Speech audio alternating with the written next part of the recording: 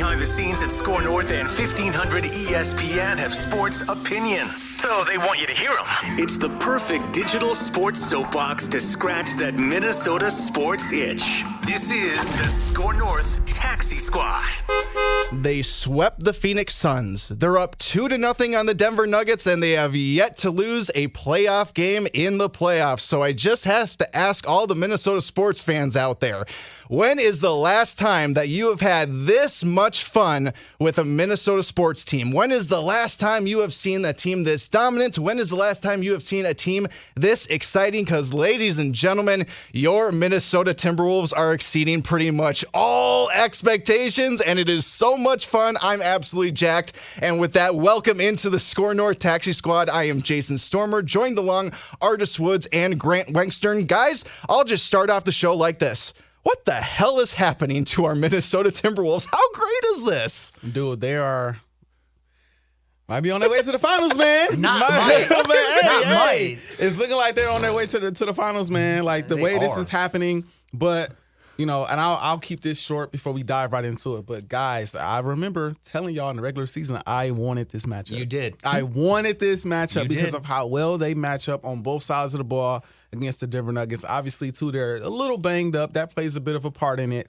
But this team didn't see Naz Reid last year. This team did not see Jaden McDaniels last year, right? So that adds a whole nother dynamic to what they are seeing this year. And then on top of that, Anthony Edwards has taken another step.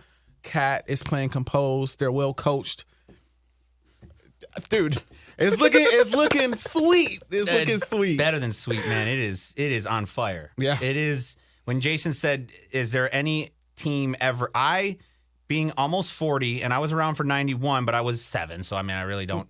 Yeah. And the only other team that made me have this little tingling in my pants that I'm having right now was the 09 Vikings, but I still had a feeling of doubt. And I had that doubt going into this playoffs, but the last 6 games, doubt is gone. There is nothing in my mind that tells me we will not make it to the NBA Finals, barring any injury or anything crazy. This team is going to the NBA Finals. They're going to play the New York Knicks, and they're going to win the NBA Finals. And I'm starting it right now, but that's it. And the New York Knicks are going to upset the Boston Celtics in the Eastern Conference Finals. Yeah, folks, let us know in the comments section when the last time a Minnesota sports team has gotten you this riled up, this excited, this adrenaline-inducing, because for me, I don't know, guys. For whatever reason, it seems like Minnesota sports teams really pop off every 8 years or so. It seems like if we go back to the last time a team really did this for us, it was the 2017 Minnesota Vikings going to the NFC Championship game against the Eagles. Obviously, that wasn't the desired outcome, but in terms of at least getting to that, those rounds, late stages into the playoffs, that was really the team that really got me going the last time. But I'm with you, Grant. It really was those 09 Vikings. But they still, I'm sorry to interrupt, but they still, those teams, those two teams, there's a swagger there's a confidence. Yeah, there is something about this team that I don't have any fear. The Minnesota, that we all, and everybody listening, we all have, if you say you don't, you did at some point in time, because we've all experienced it. We have this high expectation with ultimate letdown. It always effing happens. I do not feel that way about this team. So I can say, honestly, I have never felt this way about a Minnesota team. Yeah. The closest was 09 and for you 17.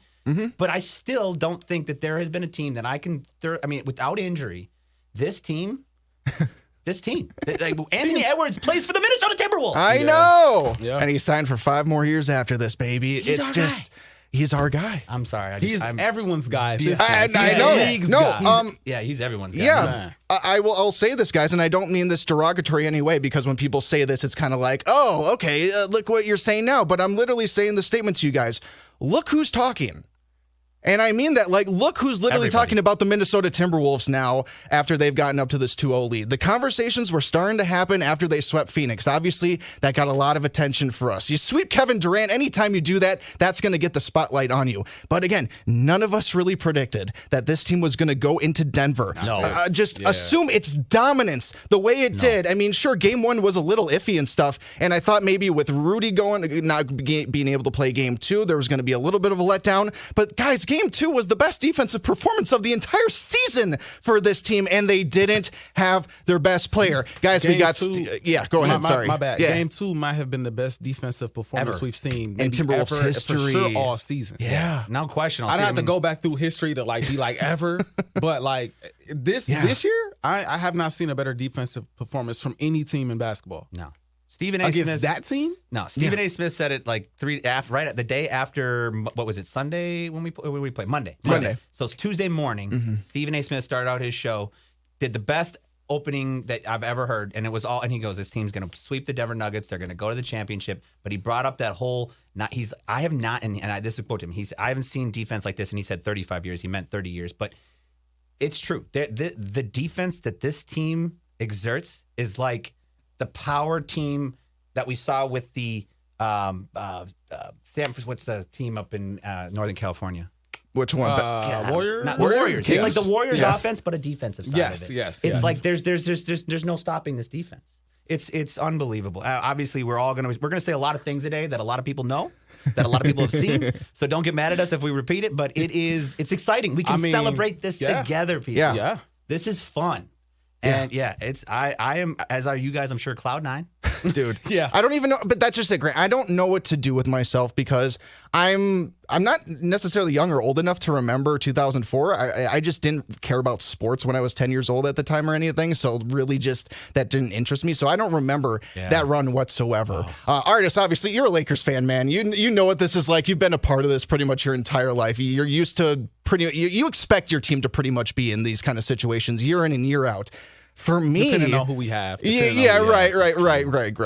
But for me, this is just, I don't really know what to do with myself with all of this. Game 2 in particular, I wish I was watching that with a buddy or something like that. I was watching it here at the station. There was nobody else here. And I had such FOMO just to the fact that I wasn't sharing this with anybody else because it was singularly the most fun I probably had ever watched a Timberwolves game on television. I'm sure I've had more fun for games that I've been in person, but in terms of just watching the game on TV, I just couldn't believe what I was seeing. And again, it does parlay into everything, guys. I am pretty just gobsmacked that performance happened without Rudy Gobert. Yeah. Obviously, congratulations to the Goberts welcoming his firstborn son. Yes. That's awesome and everything congrats.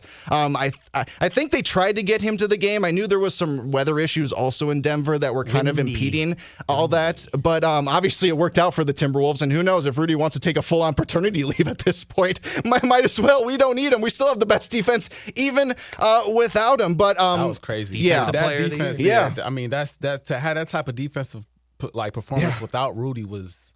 Yeah. Yo, that's nuts. It left me speechless. Go ahead. You had something you was about to add, Jason. I was just saying, and I think to expect, obviously, I think a lot of people were expecting a defensive letdown for the game.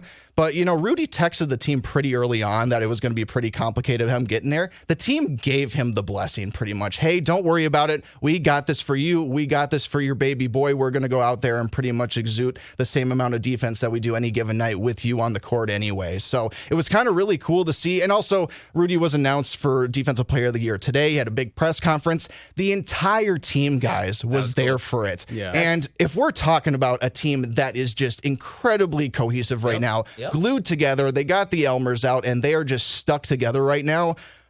Look, if you're looking beyond just the box scores and what the results were in Denver, look at that press conference today. Yeah. Look at that team together. I agree. And frankly, I don't think Gobert got that kind of support out in Utah. I don't think he was beloved by his teammates like this. This just shows beyond the games itself, just how stuck together this team is. And this is what you need to make runs to the NBA Finals, ladies and gentlemen. To that very note, before we skip it, you're saying this team is helping each other out. And we talked about this the last time. The best part about this team is Anthony Edwards' influence on Karl Anthony Towns. He is bringing out a different man than we have seen in any other season. So I love that we're all on Rudy Gobert's back, and I get that, and I'm not trying to take away from that. But the other aspect of how this team is, the influence of Anthony Edwards is affecting everybody, obviously, but I feel like it's really helping. Because that's the 1-2 punch. That's the 1-2. Karl Anthony Towns. And I mean, and anybody who's watching this, if you haven't seen the one press conference where our guy AE drops a couple F-bombs and calls out Karl Anthony Towns, it is a perfect example of how this team can still call each other out with the ultimate respect and take that advice and work on it and build together. So I love that they all came up on stage together, like you said. That is phenomenal. It is phenomenal. But what I'm truly seeing, the best thing from this team is that Karl Anthony Towns is keeping his composure for the most part. Sure. Due to one man, and I think that's Anthony Edwards, and because he could be like all bummed out. He could be like, hey, I'm losing the limelight here. I'm losing. But they are embracing it. Everybody's embracing it, and it's special. And it's like not only that, because he got on them about, you're talking about the interview where the press conference where they're talking about stop fouling. Not only that, but like from a basketball standpoint, like he's playing. You could tell he's fully back from his injury. I thought when he first came back, maybe he still was a little banged up, or just maybe a little timid at times. Yep. I thought he was. It took him a couple games to work the rust off. Now recently, you see like the 20-point game. You see the taking over a third quarter, hitting big shots in the fourth. 20. I think he had like 27 and 12 in game 2. Like, and that's when you need your stars on the road. Yeah. Like you need guys like Ant, Cat, and Naz Reid, who's a star on this team as well, to take over games on the road. I expect the role players to play much better at home, which is why I say this series is donezo. It is no, Denver's not beating us four times in 5 games with 3 games at Target Center. There's no way. I'm sorry, especially with just how they've completely come unhinged. The coach has come unhinged. Jamal Murray has come unhinged. I imagine the rest of the locker room doesn't feel very confident either. Yeah, the whole Jamal Murray situation, guys. I know he's got like the injury situation, and that might be a part of the reason why he's struggling so much. But we are in that man's head more so than I've pretty much ever seen anybody get in Jamal Murray's head. And we're talking about a guy that has routinely hit big shots in big games, who has a very high clutch rating in 2K and everything. Yeah. But the Wolves, again, maybe it's part of injury and he's just not 100% and he's just frustrated that he can't get to the level that he wants to be. But I just think the defensive frustrations that this team is creating for Denver is just putting them in a spot that they're not technically used to. No. They had a nice little run to the NBA Finals, winning the championship next year, and I'm sure they were anticipating getting tested. It wasn't going to be as easy as a road for them this year, and typically isn't for defending champions. I just didn't think they expected this, and I don't think they expected Game 2 from the Timberwolves. I honestly think a little bit mentally, Denver might have checked out a little bit too much before Game 2. I think they heard all the rumblings with Gobert and thought that things were going to be a little bit easier for them. The Vegas line moved a little bit in their favor after all that news, and I just think they got ahead of themselves to a point that I didn't think the Denver Nuggets really could, because we talked about how much we respect Mike Malone and how he gets that team ready pretty much every single game. But this defense has just put the clamps on them so much, you guys, that it is completely unraveled the defending champions to the point I don't think they can come back on us. Let's talk about that unraveling, because we can sit here and talk about how great this defense is, but we have to talk about the elephant in the room.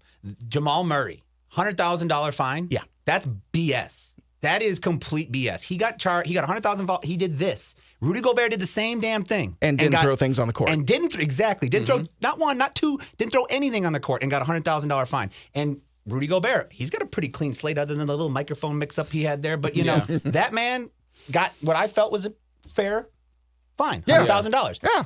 You threw not one, but 2 things at a referee. Your coach charged a referee. How is that not a technical foul? I know this is the playoffs and they don't want to call these things, but you called the tech on Ant in Game 1, and I know it was rescinded, so everything's fine now. But if we lose that game, do they give us that? See, I love how the NBA does that crap after the fact, because it doesn't affect the game. Right. And it also wipes their hands clean, too. It's like, look, we did the right thing. Ultimately, we looked at the replay. We're fine. We lose that game by 1 point. It's a whole other conversation. It's a whole other conversation. Or it goes into overtime and somebody gets hurt. It's a whole other conversation. Jamal Murray, he could have hurt somebody out there. He threw things at a referee. I mean, in the NFL, if you even brush a referee with your hand, gone. I do not understand, and I get it that, and you can say that you already said it.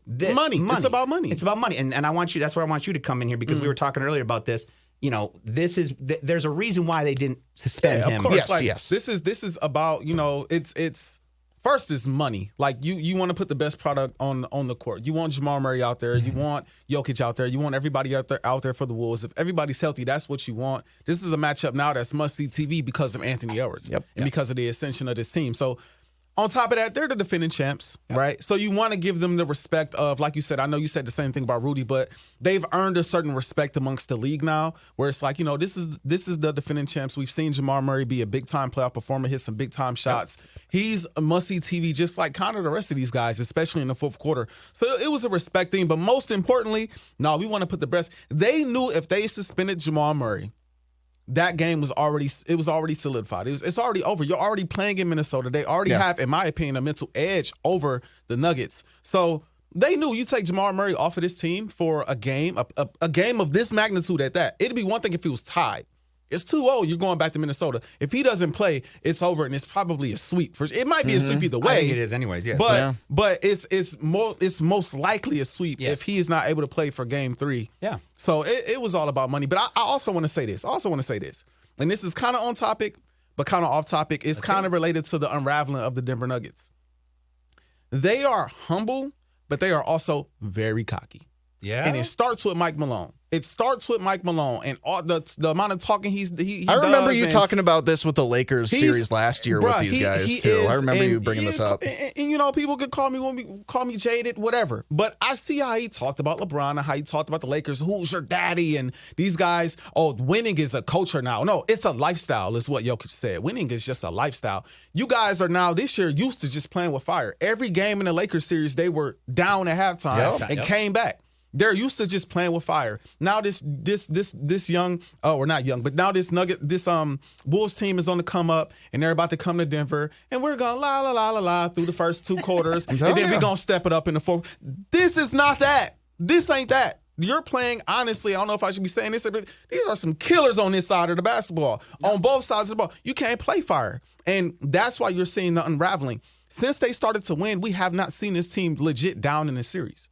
They've been dominating every series they've been in, starting with last year when they went on that championship run. We haven't seen a team get in them like this. But being physical, bumping them off their spots, moving these guys around. Now these guys are crying for calls and all that because they're not used to now being that team that's not getting the calls, quote unquote, and not being the team in charge. So that's why all this is happening. It's pure frustration. They didn't see it coming. They're a little banged up, so I'm sure they feel like if they were healthy, it will be a different conversation. But I'll say this.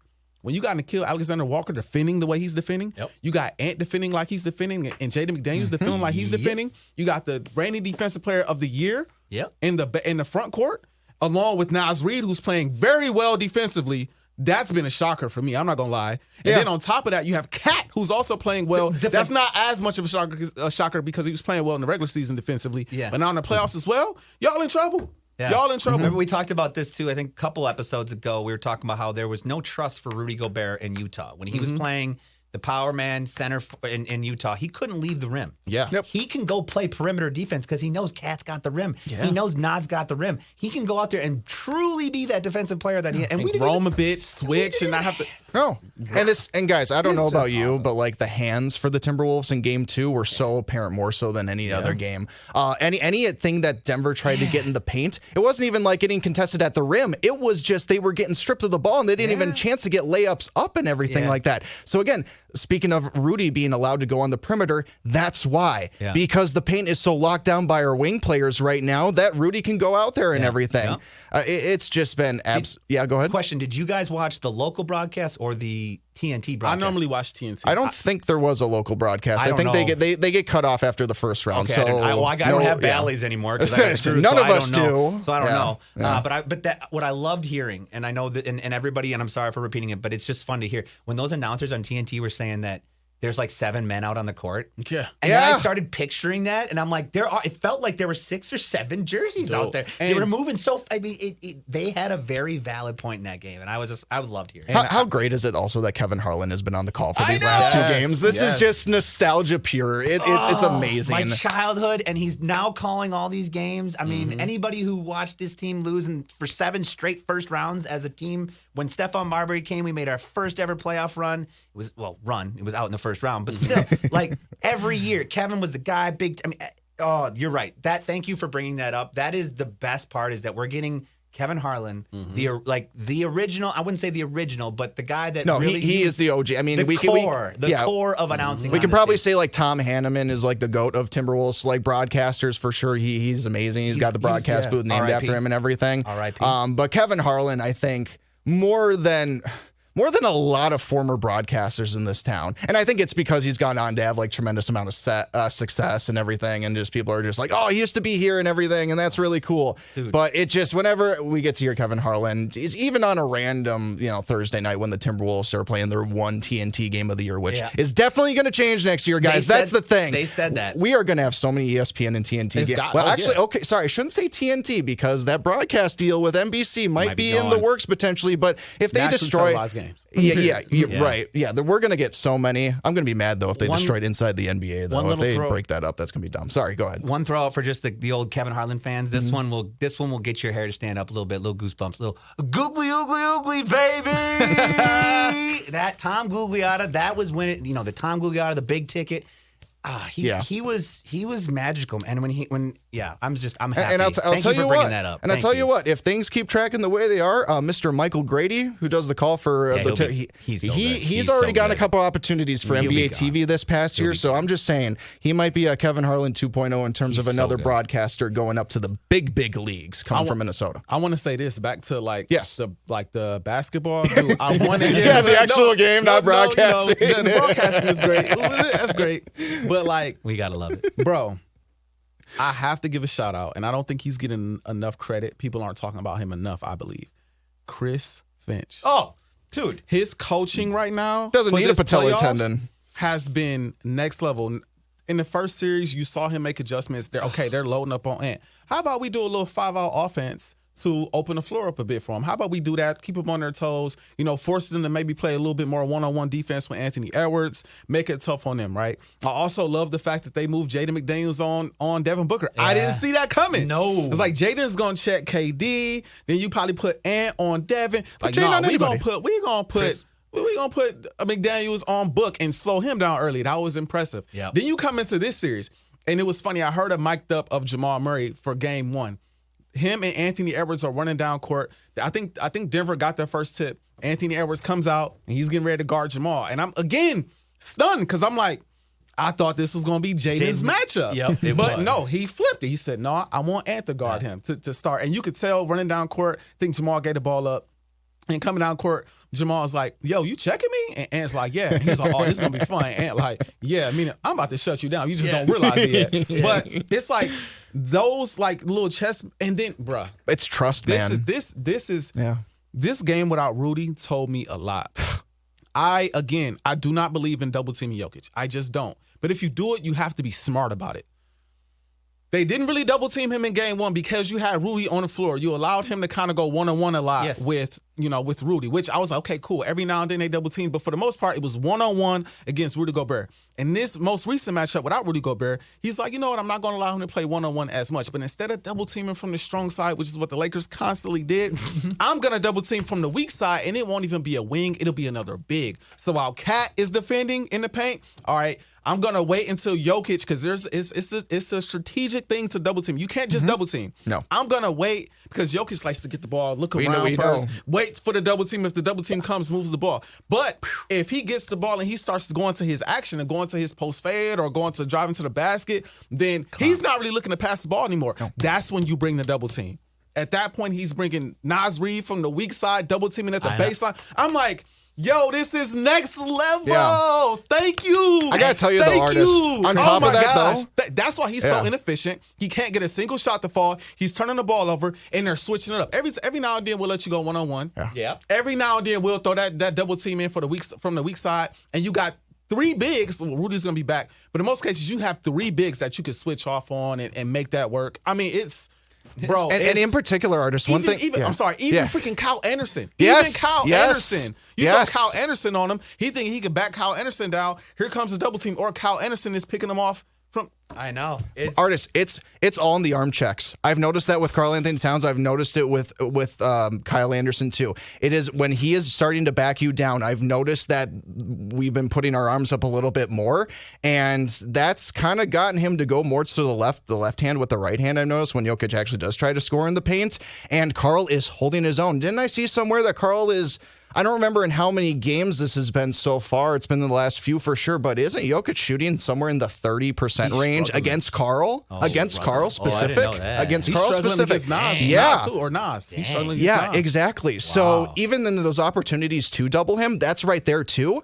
But we're not letting him inside the way he is typically used to. And by double teaming the way they are double teaming, they're not coming off the shooters. Exactly. Mm-hmm. So like a lot of times, if you double team from the strong side and you allow the shooters to get hot, then the shooters are hot, and that gets Jokic going as well because he's really pass first. He's really pass first. He's a great passer. Right? So I love getting the ball to Michael Porter Jr. or to Jamal Murray or to KCP for them to hit open shots. But if you're not coming off of them and you're double teaming with another big, Aaron Gordon, they're going to live with Aaron Gordon shooting all day. That's fine with me, too. That's fine with me, too. It's Chris Finch should be coach of the year. And, the injury, I mean, this is obviously, but and we've seen this, the what he's doing and still being on that bench, still coaching with that injury, anybody falls into his, I hate, it's dangerous. It's dangerous. Oh, yeah. But it shows that's like the swagger. That's part, this team, even the coach is I'm going to be there. Even in the most dire situation that he's probably ever been in as a coach, he's still going to be there. And I know that's not with the coaching, but it's a mentality. This whole team is, and it's just, oh my God, guys, it's for real. It's happening. It's happening. We have been thrown just about every different kind of pitch as batters that we can see pretty much as these Minnesota Timberwolves. We've seen curveballs, we've seen fastballs, we've seen changeups, we've seen everything. And we're just waiting for that perfect pitch, and we're making solid contact, bat to barrel, everything. Not to make this too much about a baseball reference, but that's pretty much what is happening right now. And guys, look, there's a long way to go. I admit, a lot, but I'm gonna say this, and maybe this makes me sound like a jerk, but I don't really care. I didn't expect it to be this easy. In terms of we are already halfway through the second round, and I expected if my Timberwolves were ever going to make a run to the NBA Finals, it was going to be the most painstaking, gruesome 7-game series every single time. That's what it was in 04 for the most part. Right. 04 was a grind, and but so we got far, there. This is not a grind. And this is a breeze right now. Now, granted, I'm expecting things to get a lot harder. I'm not expecting Denver to, go out without some kind of fight here. I expect them to get one game at Target Center, but it's just, the momentum is going to be so heavy in terms of the Timberwolves' favor, and the building is just going to be so rocking. Game 3, if Denver doesn't do something immediately to get ahead and get ahead pretty big, and considering they've already blown a lot of leads in these playoffs anyway, Denver's going to have to do just something unworldly in a very similar way, kind of like what they did to us in Game 3. I think, or Game 2, or what we did to them in Game 2. I think that's just going to have to be what the pedal to the metal that the Denver Nuggets are going to have to push down on the Timberwolves. But again, I just don't know if 3 days is enough for Denver to mentally reset from everything that happened in Game 2. I really just don't know if it is. And just, again, considering the momentum that the Timberwolves are coming into the building with, are we going to sweep the Denver Nuggets is what I'm asking, guys. Is that actually where this is tracking towards? I really seriously think this is about to happen. I think if there's a game for the Nuggets to win, it's Game 3. I think if they lose Game 3, they will get swept. If I had to, bro, it's hard. It's really hard for me because as great as the Nuggets are, I have, especially this year, maybe not last year, but this year, I've been looking at them all year like, yo, this team can be had. So, I am surprised at how this has started. And coming out of Game 2, I don't really know how you respond legit. I like to always try to think of the opposite side. What do they do to make, what adjustments would they make? What adjustments would I make if I was in that position, if I was the Denver Nuggets? And I'm looking around, I'm like, I really don't know. I think the best thing you could possibly do is maybe take Jamal off the ball a little bit and maybe have him doing a little bit more off ball. But they can switch it. Dude, he not even getting past Nas. He can't get past. Now. He can't get past anybody. So this, and this is the thing. He's banged up. Yeah. Reggie Jackson just got hurt too. Yep, that's true. Don't know if he'll be available going forward, but he just got hurt. That was your backup point guard. So now Jamal's gonna have to play even more minutes. Then on top of that, Jokic is playing almost every minute of every game, and you can tell by the fourth he is gassed, which is why they are attacking him, which is extremely smart. They're afraid to put DeAndre Jordan on the floor because they know that's not good. Have they even put him on the floor at all don't this think series? so. Maybe in garbage maybe in time that minutes. backup, but then He's not the same guy though. Yeah, I mean, so they're afraid to do that. So like their two best players have to play a ton of minutes. One of the players that is really responsible for closing games, Jamal Murray, he's banged up, and his backup is may or may not be available. And if he is, he's not 100%. That's why I'm like, look, if there's a game for them to win, I think they win Game 3, maybe off pride. But I said this last series, and I'll say it again, guys. This team has killer instinct. Yes, it does. They have killer instinct. It's like once we have you down, you're done. it's the role players. Yeah. And we were talking about this before, and this is where I bring up Jeff Green and Bruce Brown. Yep. Two players for Denver that left that if Meant a lot. You can see it clearly. Those two guys would make a big difference right now for this team. Sure would. They're not there. That's our Nickeil Alexander-Walker, and that's our Daniels. I'm not saying that. I'm not comparing the two, like obviously different players, and what we were talking about, this is not a 3-man league anymore. You can't build teams off of 3 guys. The Minnesota Timberwolves. I'm not saying we. The Minnesota Timberwolves. Yeah. United we run. United we run. But what they have done is they've shown you bring the right role players into any situation. And you don't. I mean, yes, we do have 3. We've got big names to our team, right? But it's also more than that. It's a lot more than that. Yeah, and in the NBA in the past, you could get away with 3 guys. You could get away with 4 guys. This group likes each other, guys. This team, they're friends. Even in this the is past, setting a new standard. But even in the past, like it's hard to get away with just 3 or even like even Golden State when they had KD, they still had a Livingston, they still had Andre Iguodala. Yeah, they still had guys that were able to step up and make plays down the stretch of games. Yeah. Who else? I mean, what other team? I mean, even when the Lakers won, I would say the Miami Heat. Okay, but you had Mike Miller, you had Shane Battier, you had Ray Allen. Allen, but he was, I would say, part of the big, even though they weren't, the Wade, he's part of the big 4, I would feel like. Yeah, I would feel like there was he was 3.5. He was big 3.5. Big 3.5. That's fair. But you're right. You just brought up, you kind of great coaching. Yeah, great coaching too. Yeah, you're right. I take that back. It's not just 3, but I feel like this is setting a new standard. This is setting a different standard. Like, you got to go like the Lakers. They want to win. You can't just go and get LeBron, Anthony Davis. You got to and put anybody around them. Same Phoenix. Yeah. KD, Devin Booker, and Bradley Beal. You can't just get those 3 guys and expect. And honestly, they're talented. You still fear them, right? But those 3 guys, one guy, Grayson Allen goes down series over with. Over with.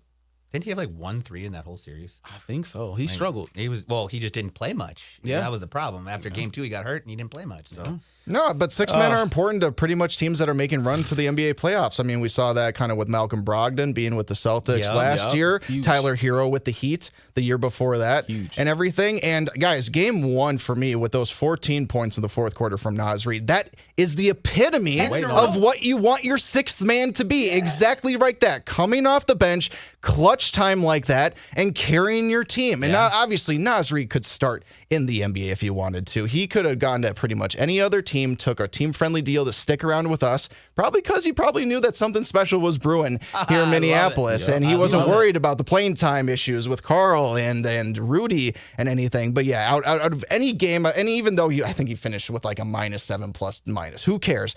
That was the most proud I've been of Naz Reid all season. 10 seeing him points. do that and just seeing him just do something that, like Jamal Crawford, who I knew was also part of the broadcast team the last couple games for TNT too, another former Timberwolf.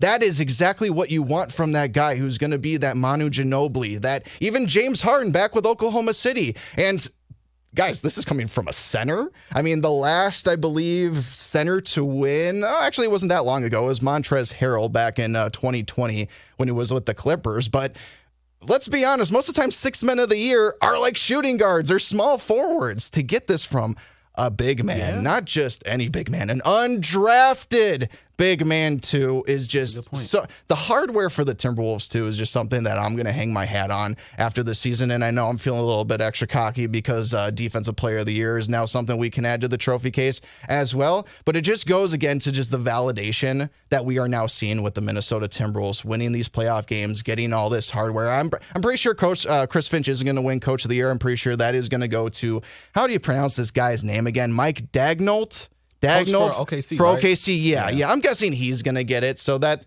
might be a little disappointing. Although, maybe Finch might get some sympathy votes just considering the situation he and the Timberwolves have been put through over the last couple of games with him getting hurt and everything. Guys, it's just so fun. And again, we haven't really those guys. Sorry to interrupt. I love seeing the Nuggets frustrated. Oh gosh, I know. I just love seeing somebody who has the personnel. It's like we're gonna utilize this personnel perfectly and make you guys look human. Because sometimes in the playoffs last year and in the first round, they just look like they just unbeatable. It's just like no matter how many points you have these guys down, no matter what, they are just gonna find a way. And it just feels good to just look at a game and be like, nah, you can't do that no more, huh? It's over. You can't do that. It ain't working. You can't play them games, last year, huh? sure. This year, not so much. Not getting calls, not in press conferences saying who's your daddy and doing all this extra stuff. It was funny. I watched the press conference for Mike Malone after the game, and they asked him like, "Hey, you guys are the defending champs. Da da da. How do you guys rebound?" Now I've seen him lose games in the playoffs last year and be like, "We're good. We're in a good spot. We're doubted. Just super uber confident. We're fine. We'll be okay." You know. After that. Belt to ass. Yeah. The Wolves just put on those guys. That's right. This guy said, we got embarrassed, right? It's gonna be tough. Yeah. That was the most telling sign. Yeah. That's why I think, and that's why I feel like their coach, the way he did that last press conference, I appreciate where he said, "Yeah, we got embarrassed in our building here." I appreciated that. And he's like, "I got to ask these guys, how are you going to step up?" But there is like a defeated feeling watching him talk in these press conferences where I'm like, and these are the defending champions. He doesn't even know how to scheme to figure out what the hell to do. They know He's it's putting over. It on his players. They know it's over. They know they don't have the personnel for it this year. Not only do they not have the personnel, they're not even one of your best players isn't 100%. Yep. And they're going to harp on that. Look, I get it. He's not 100%, but he might be 90 because he just gave the Lakers like 32 in a game winner. So, I mean, he looked pretty good to me. Yeah. You know what I mean? Yeah, I think he's just getting shut down. Yeah. I think he's just getting clamped up. Yeah, right. No, exactly. I agree. You know. I agree. And I know you, as a Laker fan and the way you've gone down, and we also went down to Jamal Murray last year too. I still do. I really enjoy him as a player. Like, yeah, he's a great player. Outside of what fun. happened this last weekend, you know, frustrations happen. People have bad days. Yeah. I was rooting for Denver last year. I'll fully admit. Like, I was totally fine seeing a team that never won a championship win. I didn't mind them. Me too. And I love and like the fact that he had never been to an All-Star game. Yeah. You know, like there's so many things that I love about Jamal Murray. And so what happened? I said earlier, I think there should be a more drastic thing, that fine and or suspension. But I do enjoy watching him, and it's a little, I want to say hard, but it's just actually it's pretty sweet watching him struggle. Oh, but what? Man, please. It's pretty sweet. Please. Yeah, that's fair. He had his fun. He won the championship. He had 2 game winners in the first round of the playoffs this year. You had your fun. Now let's get clamped up. Anyway, and he went to Kentucky. He went to Kentucky. He's doing just fine. No, actually, the funny thing, and I've seen a bunch of people tweet this exact same thing over the last 24 hours, but it's just like, no, why bother suspend Jamal Murray? It's more punishment that he has to face Nickeil Alexander-Walker and James McDaniels on defense for another game than getting suspended. I mean, they very good point. Having Ant guard him at the very first moments of game 1 was a tone setter. Yeah, it was. A tone setter. When they did that, I couldn't. I mean, I know Ant's been playing good. I was like, whoa.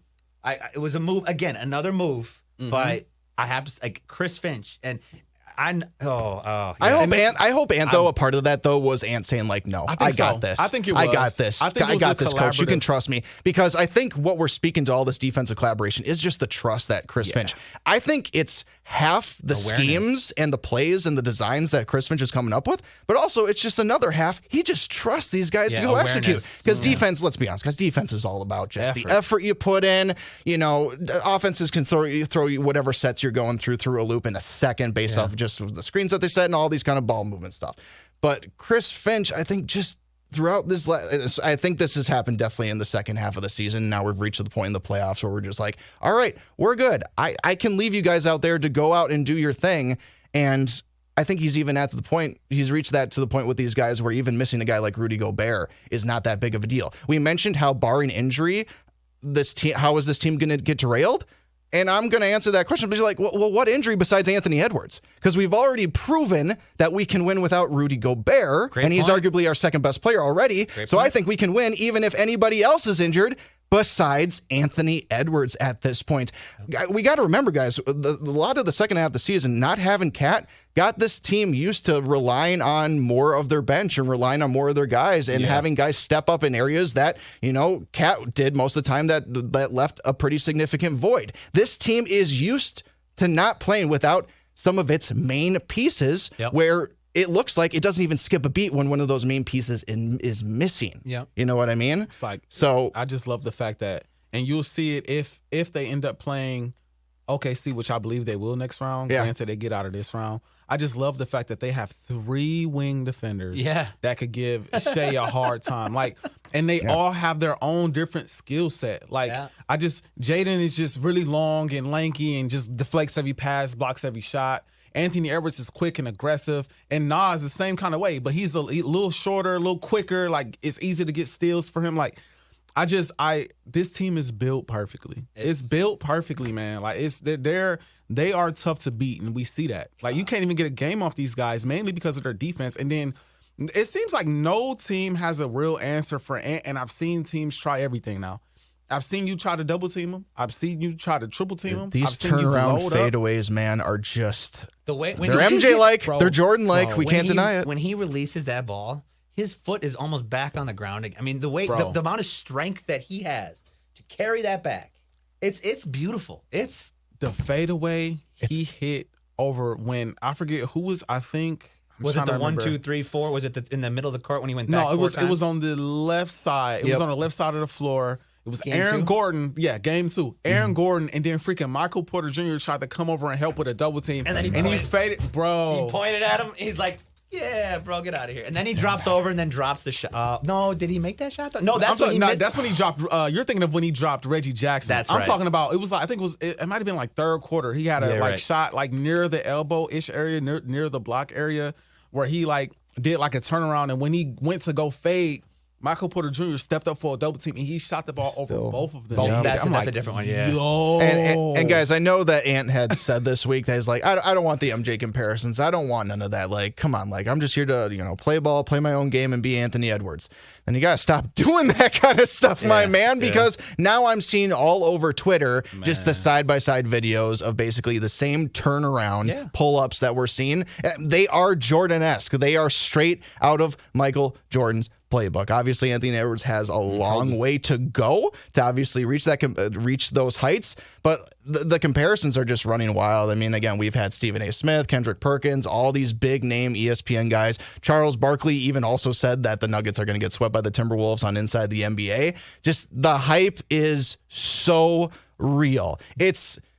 Admittedly, it's a little fraudulent because it is kind of night and day. Everybody's talking about the Timberwolves and we're just pretending, Anthony Edwards has been here the whole time, we would know as Minnesota sports fans. But still, it is just fun to see the validation and just all this kind of talk about. And we need to actually consider, I know we are just knee deep in the present right now, and we don't want to think about anything else than the Nuggets, maybe the Thunder in the NBA Finals. But guys, the thing that is honestly psyching me up so much, even if we ultimately don't get to the finals, don't win an NBA championship, people are going to want to come to play with Anthony Edwards now for years to come. I think that was already trending that way before the playoffs, but this playoff run in these 6 games already has pretty much made Minnesota now a free agent destination that I think it has not ever been. It got a little bit that way back in 2017 when Jimmy Butler was in town. We got Jeff Teague, Taj Gibson. Those were decent signings, big signings at the time for Timberwolves fans. Hadn't really gotten guys like that before.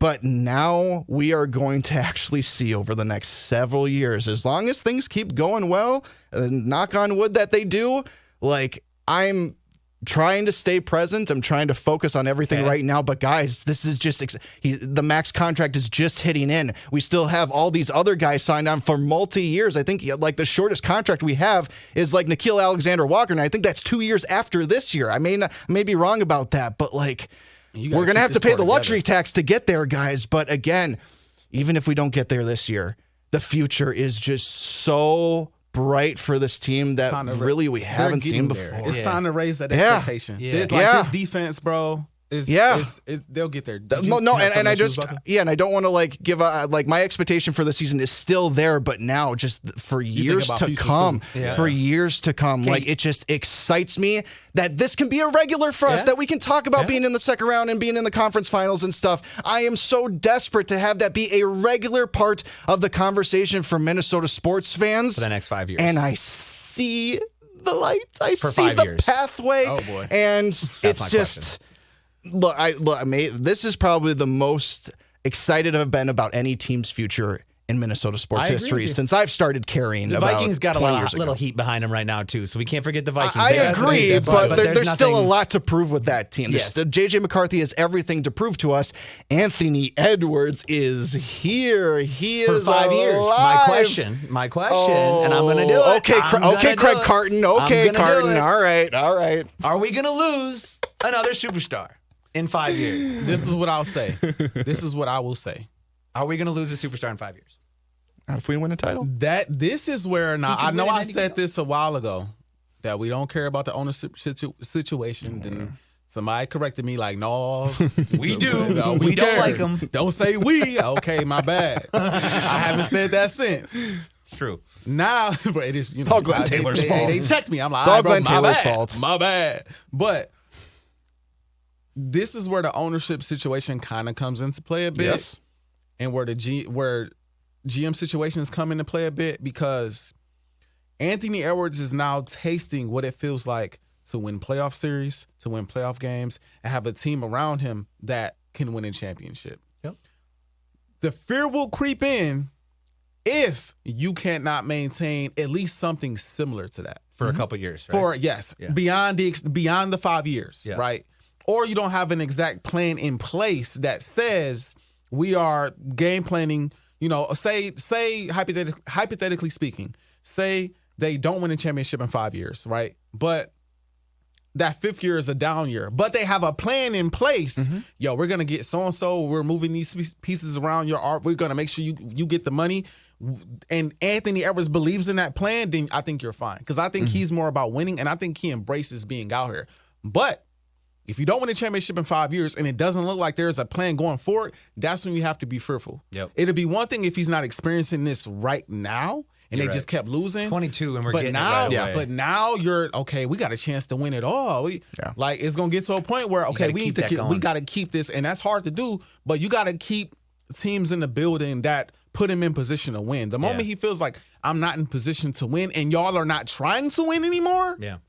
then that's when it becomes a problem. But my guess is Ant wants to be here. He has a special connection with, I believe, the fans and with the players, with the coaching staff, with KG. I think that's huge. Yes. I could be wrong. I think he talks to KG off the record. Oh, for sure. So- sure. He wore Yes. As he should. He I wore think- the band to represent him. I mean, they're boys. That Yeah. I think that connection is there, and so I don't think it's something I'm worried about right now, especially if they win a championship in the 5 years. If they That's do- when it's like, okay, yeah, I think we're good. But could we have a LeBron situation where he gets that championship and wants to maybe, because he is a and I'm only saying this, he's a diehard Atlanta boy and he loves Atlanta. That's true. Where he's from. I mean, and I feel like, I mean, he's always repping the A hat, which this is just speculation. We Yeah. got to do this a little bit because I mean, we've all experienced this here in Minnesota. We Yeah. watched all Yep. our guys go and win somewhere else. This is the thing. I'm just so scared that that's going to happen in 5 years. This is the thing. Kobe, people talk about how loyal Kobe is, right? Yeah. Kobe, at one point, people seem to forget, Kobe wanted out. After they got rid of I Shaq, forgot about that. Kobe was like, I think they spent the next 2, maybe 3 years not winning anything. Like No, first round yeah. or out or missing the playoffs in general. And Kobe's like, look, man, y'all not putting the pieces around me to win. I want out. I want to go to Chicago. I want to go to New Orleans, wherever. That didn't change for him until they brought in Pau Gasol. They brought in Pau Gasol, and he was like, okay, Yep. yo, we got a chance to win the championship. Pau, we thinking on the same wavelength. They went to 3 straight finals, 1-2. Yep. Dirk Nowitzki, I don't think he ever wanted out, but the ownership situation was never a problem. The head coaching situation, for the most part, was never really a problem. And the Mavs always gave him a team that he felt, maybe the masses didn't feel it, but he felt like, yo, we can win a championship. Yep. Giannis Antetokounmpo, he was like kind of holding the Bucks' feet to the fire for a little bit. Might still and then be. What did they do? They made a move for Drew Holiday first, Yep. won a championship with Drew. Then that started to fall apart a bit, and he's like, "Yo, I'm not gonna resign until y'all figure out this situation." They came off Drew. They got Damian. He signs another contract. Yeah. So I think players will stay loyal to the team and loyal to the foundation. I think most players want to be the next Kobe, Giannis, Dirk, where they just stay with one team. But it's on its own ownership and it's on the GM to make sure you re-sign guys, number one, that they like, and you consistently bring in talent that they feel like And again, it's important for them. Maybe not the masses, but where they feel like, okay, this is good enough. I could get this team to a championship. Okay. Yeah. That made me feel better. That made me feel better. LeBron didn't leave. I'm almost done. Finish this real quick. LeBron didn't leave Cleveland until he felt like, yo, Boston has a big three. I can't beat these guys by myself. It's just me. It's Money Mo. And then you brought in Shaq. Shaq at that point was done. Oh, yeah. He's like, no matter how good I play, he tried going crazy against Orlando. He tried going crazy against Boston. It didn't work. So he's like, look, I want out. I want to go play with D-Wade. And then they brought in Bosh, and they built the team around that. And then in Miami, it got to a point where D-Wade's not the same. The Spurs kind of taking over. Teams are on the come up. And y'all not really making moves like that from what I can see. I kind of want to go back home. You go back home, you got Kyrie there. Oh, yeah. You got Kevin Love. They brought in Kevin Love. Okay, this team I feel like is good enough to win a championship. K-Love gets hurt 1 year, so does Kyrie. They win the championship another year, but then after a while, Kyrie Irving leaves. Yeah. Now it's just LeBron trying to go up against the Warriors with KD and Steph. I can't win here either. Nope. Let's go to LA because Cavs ain't making no moves for nobody else. Now let's go to LA. I'm going to sit here for 1 year with these young players, but these young players are assets. I need Anthony Davis. You bring in Anthony Davis, now we're back competing for championships. That's what it's about. That's what it's about. So as long as they can compete for championships, I think Ant is here. I think he'll be a lifetime Wolves player. Yeah, and I think that makes me feel good just hearing that. More so than any player that they currently have, I think the most important person that you keep in the building alongside Anthony Edwards throughout all this is Tim Connelly himself. He has proven he can build championship rosters, not just with one team, but with two teams. He has created Denver kryptonite here in Minnesota. If you don't think that this team isn't specifically built to beat these Denver Nuggets, you are completely kidding yourself right now. It is just textbook kind of stuff right now. We've had some rumblings about maybe Tim Connelly moving on potentially from the Wolves. I remember there was that little bit about the Washington job that opened up, but that got shot down. And I think Tim was still relatively new in his Timberwolves tenure, that he wasn't looking to move on from the Timberwolves. But again, if things continue to go well, I don't see any reason for why Tim Connelly has to leave. Hopefully the ownership situation doesn't mess up with any of that. But man, out of any, even more so than Kwesi Adolfo-Mensah right now, I mean, just the faith that I have in what Tim Connelly has built for this team. We got to give Gerson Rosas plenty of love, too, for drafting Anthony Edwards, Jaden McDaniels, signing Nas Reed, all that kind of stuff. We can't forget about Gerson Rosas, but Tim Connelly, that was huge. Gerson gave us the ingredients, but Tim Connelly baked the cake. Yeah. You know what I mean? And so more so, because we got to be honest with ourselves, in the next 5 years, what kind of player will Rudy Gobert be? What kind of player will Karl-Anthony Towns be? We're going to have some aging players, but then again, we're going to have some aging well players too, on the same timeline with Ant, like Jaden McDaniels, Nickeil Alexander Walker, etc. But yeah, for me, Artis is right. The championships and the winning is ultimately what's going to keep Anthony Edwards here, no matter what. But to have the stability in the front office when we're talking about a team that hasn't had a lot of stability in the front office in several years past, like with Kevin Love, like with Kevin Garnett. See, I am just more confident. Put players around a player. 1 year in my entire time of watching this team, 1 year other than building this team right now, there has been 1 year where they've gone out and did exactly what you said. That's why I have a fear. I know you can say all these other teams did it in all these other markets, LA, and this is fair. This is Minnesota. That's fair. And we haven't had a team to build around really for 20 years, let's be real, but it took Kevin Garnett literally going to the front office, and I know this is a different GM, and I get it, but it's the same owner that we got right now. He had to beg to get those boys on his team. He had to beg them to do that. And my worry is that this team, I'm just devil's advocate. My worry, we win one, we win two out of the next 5 years, and they're just like, all right, well, we got what we got, we're going to play, and then maybe he isn't happy, and maybe he goes. And if he does, I'm not going to be mad at him for it. I get that. I said, you want to go play for your home team? You want to go play for another team? I get it. Right. I'm skeptical. I'm not skeptical about this team, but I'm just skeptical about. But also, guys, But let's also look at Kevin Durant. True. His favorite player went chased rings all over town. That's true. That's true. Saying, worst 4th of July ever when KD signed. That almost ruined my 4th of July. I get it. Did ruin mine. Yeah.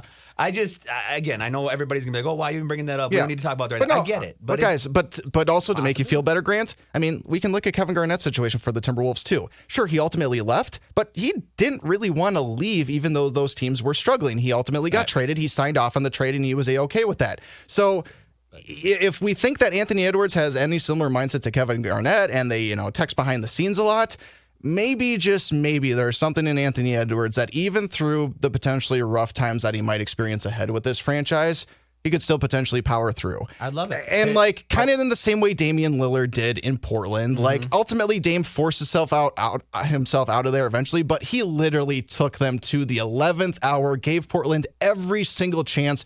He was really, really loyal to that city and to that team. Yeah. So hopefully that's the case with Anthony Edwards, that he also has some of that KG and Dame Lillard loyalty to him. But again, I mean, guys, I will say this on the record, even if it's not with the Minnesota Timberwolves, I'm going to guarantee that Anthony Edwards will win an NBA championship in his career. I think it's going to happen. And I think he'll win one here. More likely that's going to happen here with anybody else, but I just think no matter where that young man's career takes him, it's going to ultimately end up with the Larry O'Brien trophy. I just absolutely am confident of that. So, and I'll say this, Grant, you kind of spoke to it earlier.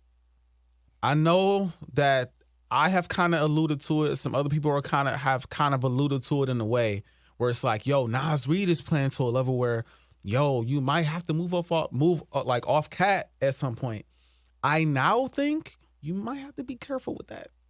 Oh, dude. You might have to be careful with that because Anthony Edwards, that connection that they have is tight. Guys, we're paying that luxury tax next season. I'm already guaranteeing that we're beating Denver in the series. You get to the conference finals, you have to pay the luxury tax unless it's absolutely egregious, which I don't think it'll be. I don't know if it hits that second luxury tax threshold or not, but you got to keep this team intact together. I mean, something really, really, really is going to have to change in this series, I would even have to say, for us to not just be like, Glenn, Lori, A-Rod, I know you guys are just, bickering and trying to figure all this out, but figure out a way to get all the money together because you got to be paying for the luxury tax for this team next season. There's no way, just based off what we've seen so far and where we assume this team is going to go, that you can blow this up. You're not going to be able to let anybody go.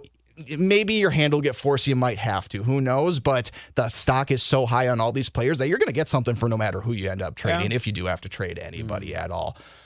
All right, guys, breathe for a second. Just breathe. Just decompress. Yeah, it's I just all took this us down a level there. I'm sorry, guys. That's okay. That's okay. I get People might kill you for it, but it is what it is. And that's fine. But I'm worried about it. I want this guy. I want him to retire as a Timberwolf. I want him forever. So do we. I'm just so worried that we're gonna see him go. We saw Randy leave. We saw KG leave. We just everybody just. Baby, it's okay.